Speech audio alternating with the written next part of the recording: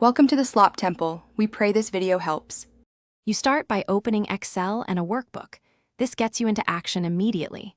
Make sure autosave is enabled and save the file to a known folder so changes aren't lost.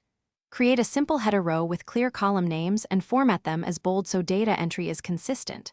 Once done, set column widths and apply data types, text, number, date, so Excel interprets entries correctly.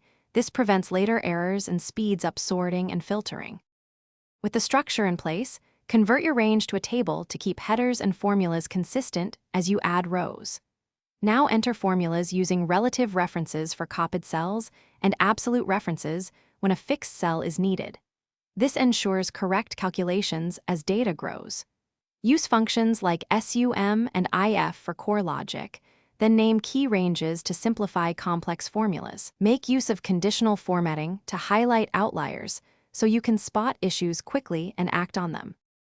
Finish by validating inputs and using remove duplicates to clean the dataset, then inspect formulas with trace precedents and dependents to verify logic.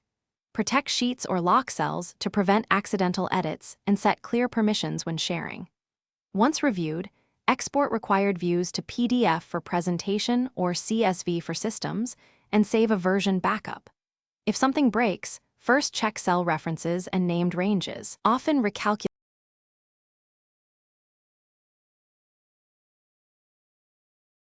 Thanks for watching. Consider subscribing if we helped you.